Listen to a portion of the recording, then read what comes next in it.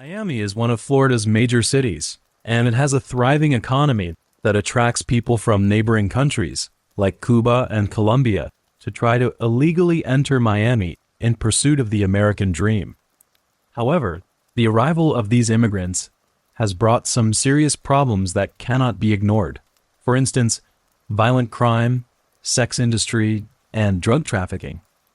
Among these problems, sex workers are particularly vulnerable.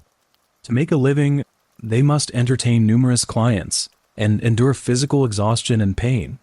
This harsh reality often leads some to drug addiction, which in turn makes them easy prey for serial killers. On September 17, 1994, in the area around Flagami, Miami, a man's body was found in a dimly lit alley. He was dressed in revealing clothing, with heavy makeup on his face and obvious strangulation marks on his neck. Miami police quickly transported the body to the forensic office and began questioning nearby sex workers, trying to identify the victim. Obviously, the revealing clothes and heavy makeup made the police come to the initial conclusion that the victim was a sex worker. After a series of investigations and verifications, the victim's identity was eventually confirmed as Lazaro, a 27-year-old man who used to be a hairdresser. Lazaro harbored a secret deep inside. He believed he was a woman, so he always dressed in women's clothing and asked people to call him Vanessa or Jessica.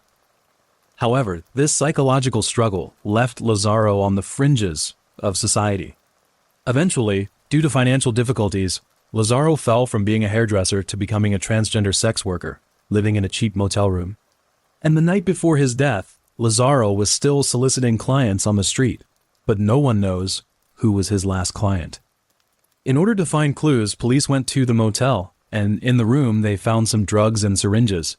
In those days, the death of a drug-using sex worker would hardly attract people's attention. Police also would not invest much effort, because no one knew whether his death was related to the drugs. 3 weeks later, on October 8th, another death occurred. Elisa, 44-year-old drug-using sex worker, was found dead. Although her body was found near Florida International University, her death did not receive the attention it deserved. In this area filled with cheap motels, adult stores, and strip clubs, her death was just one of many tragedies. The deaths of the two victims did not attract much people's attention until November 20th, when another naked female body was found on a path in West Dade. The victim was 23-year-old Nava. This case drew high attention from the police and the media because the killer left some sarcastic messages on the victim's back and buttocks. He wrote, "Third, see if you can catch me." The killer did not use the word see, but replaced it with two eye symbols. Obviously, the words reminded the police that Nava was not the only victim. The previous victims were also the killer's prey.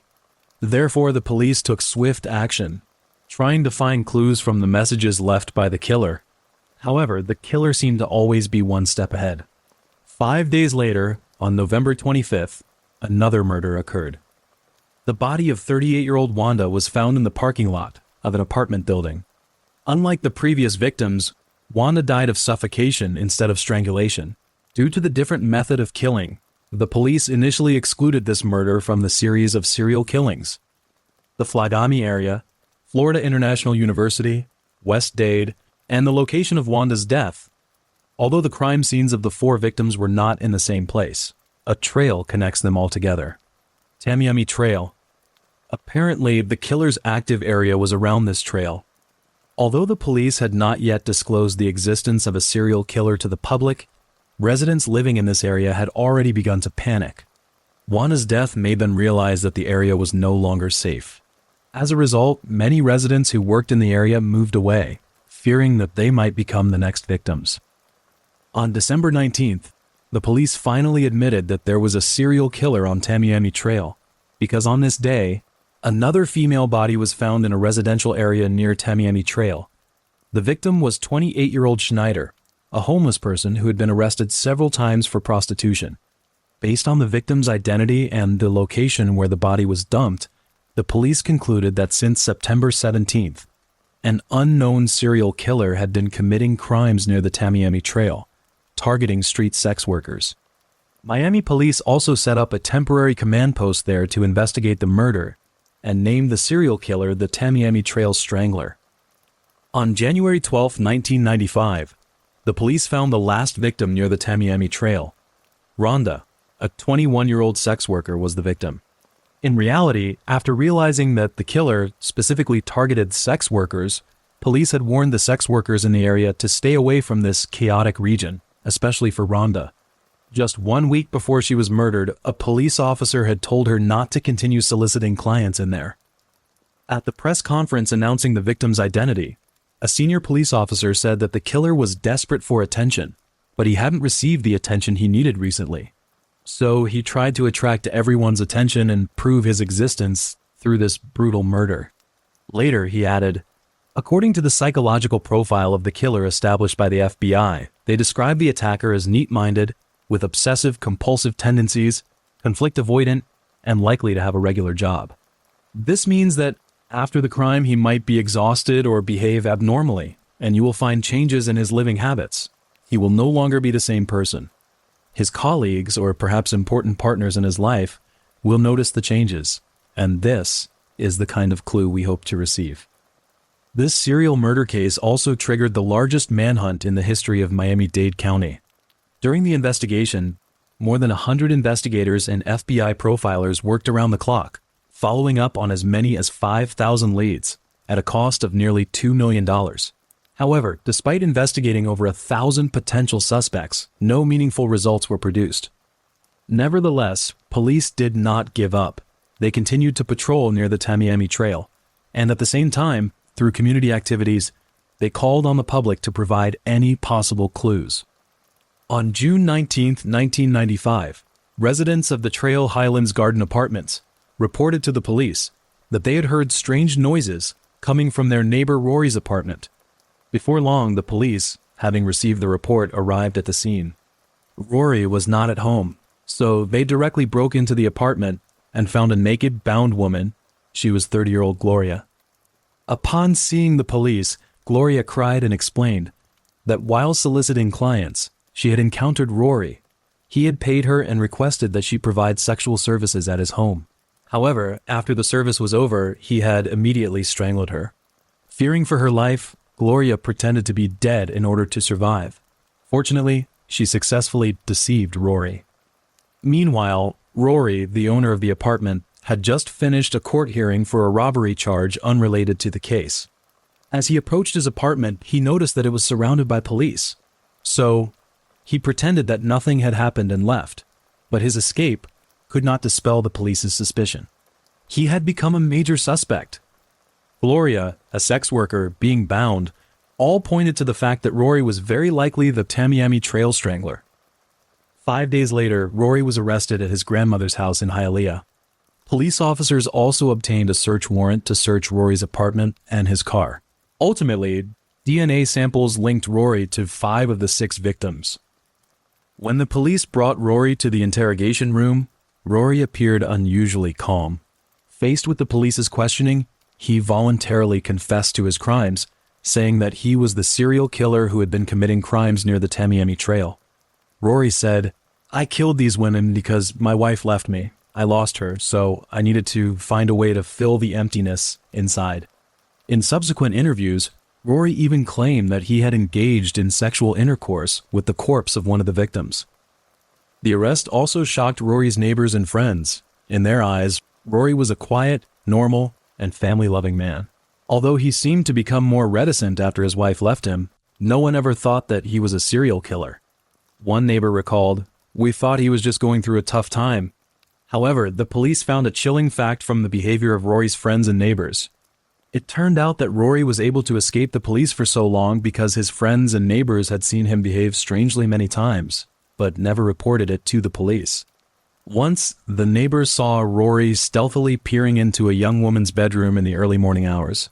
On another occasion, the neighbors saw he dragged a suitcase containing unknown contents to his car in the night.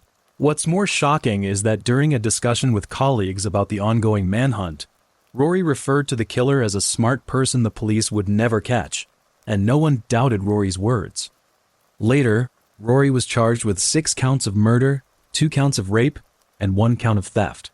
Before his trial, a Spanish-language newspaper obtained court records of Rory's confession. The records revealed that he had talked to the victims' corpses and blamed them for the misfortunes in his life. Several lawyers later said that because of Rory's confession and too much evidence against him, they tried to make Rory's confession inadmissible in court on the grounds that the police had not fully informed Rory of his right to hire lawyers.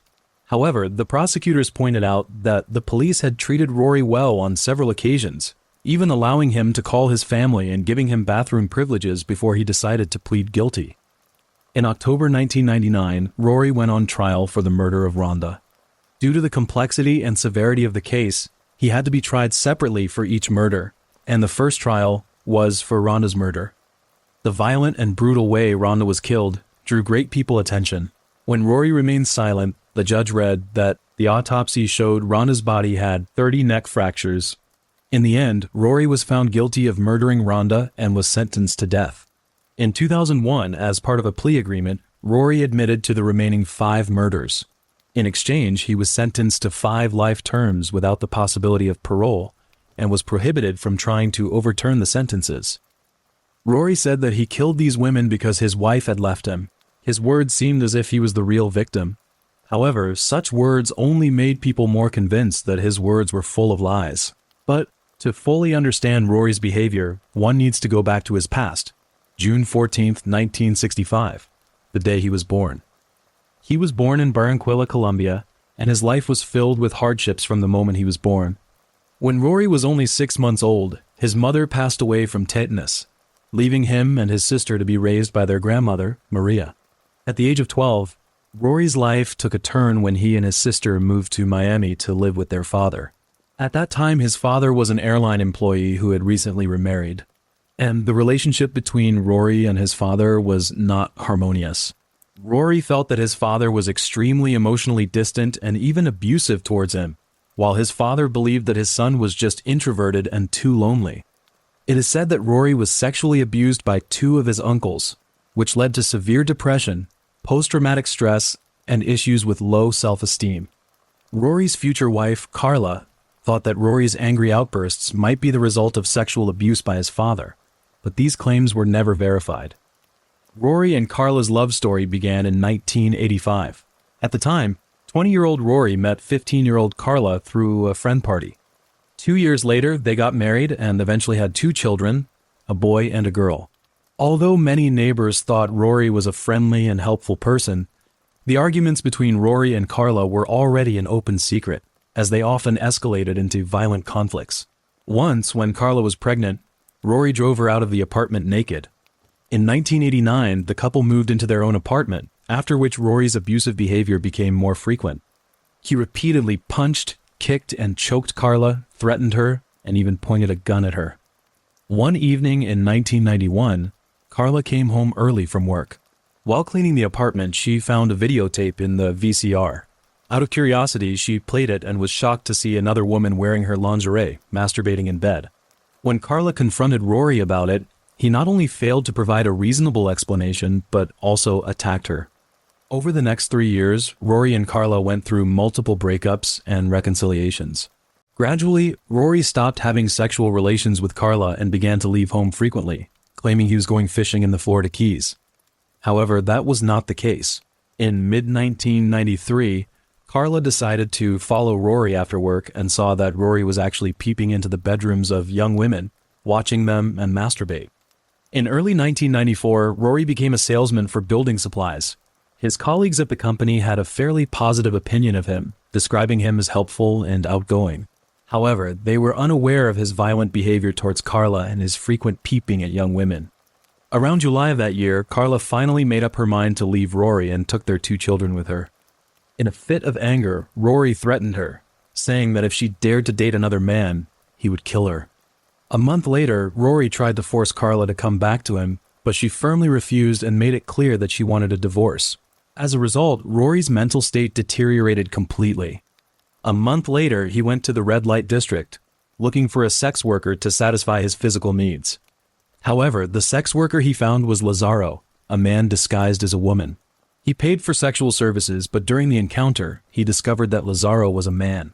Driven by some kind of rage, Rory strangled Lazaro and killed him. According to Rory's confession, after killing Lazaro, he knelt on his body for 10 minutes, blaming Lazaro for making him lose his wife and children. In 1995, a few months after Rory's arrest, sex workers on the streets of Miami were once again plunged into a shadow of terror. A new demon had extended its evil claws towards these people who were struggling to survive on the fringes of society. In August, the body of the first victim was found in the Alapata neighborhood of Miami. The victim was 43-year-old Vita from North Carolina. During an interview, a police officer claimed that the Alapata neighborhood was known for drug users, and he believed that Vita might have chosen to set herself on fire after having hallucinations from drug use. However, the forensics report showed that Vita had suffered blunt force trauma to the head, which clearly indicated that Vita was not a suicide but had been brutally murdered. 2 months later, the police found another body just 100 yards from where Vita had been discovered. The second victim was 44-year-old Diane, a drug user who had been wandering the streets for 15 years. Her body also bore signs of having been bludgeoned with a blunt object and then set on fire. Initially, her identity could not be determined due to the damage caused by the fire. It was only after the forensic used dental records and licenses that her identity was finally confirmed. 3 months later, on January 25, 1996, the body of 37-year-old Cheryl was found in the Old City Cemetery in Miami. Her body had suffered severe blunt force trauma, and there were obvious signs of burns. Shortly after, the police received a report of another body found in an abandoned gas station. Like Vita, Diane, and Cheryl, this victim was also found half naked, with signs of blunt force trauma to the head and burns on the body. The victim was identified as 37-year-old Janice, a woman with mental issues and a drug addiction. Notably, investigators found a set of male footprints near the scene of Janice's death. All the victims had similar lifestyles: prostitution, drug addiction, and homelessness. The similarities in these cases led the police to realize that a serial killer might be active in the Alapata neighborhood and the surrounding streets.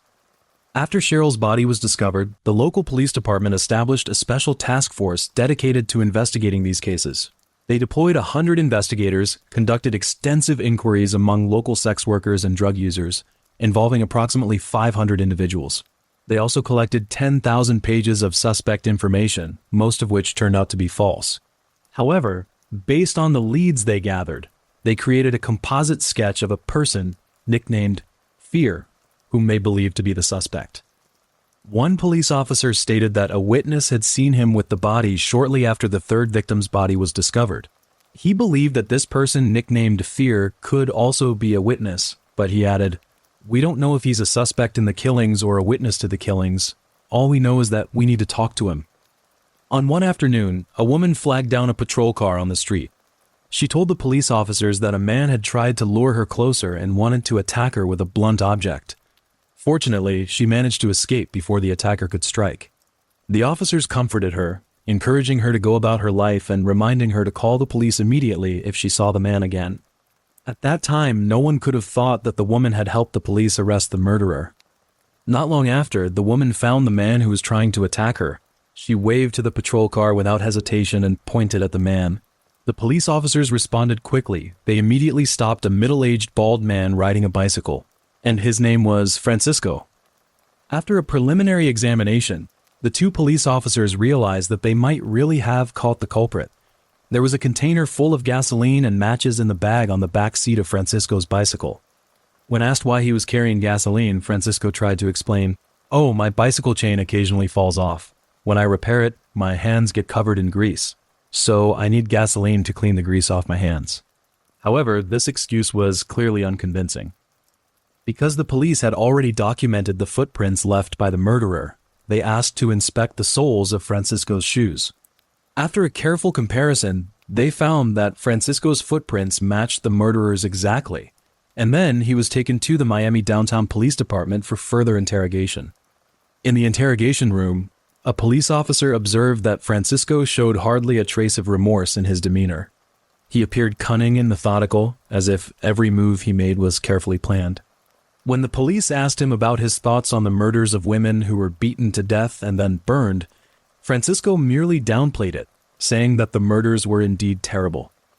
The first interrogation mainly focused on Francisco's childhood in Cuba and his personal preferences. From his account of his childhood, the police learned that his comfort zone was the beach.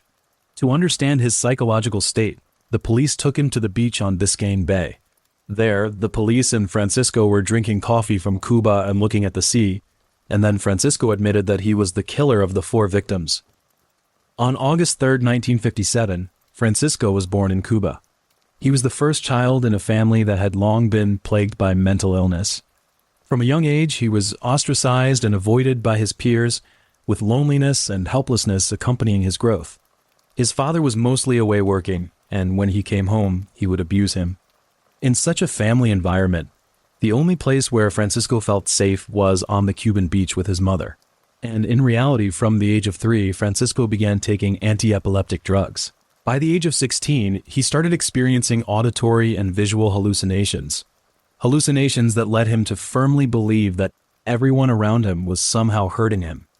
Francisco told the police that he heard the voice of Santeria, the voice of a religious witch. The witch had black facial paint, which also explained why his victims were all black women. After admitting to being the murderer, the police took Francisco to the crime scenes.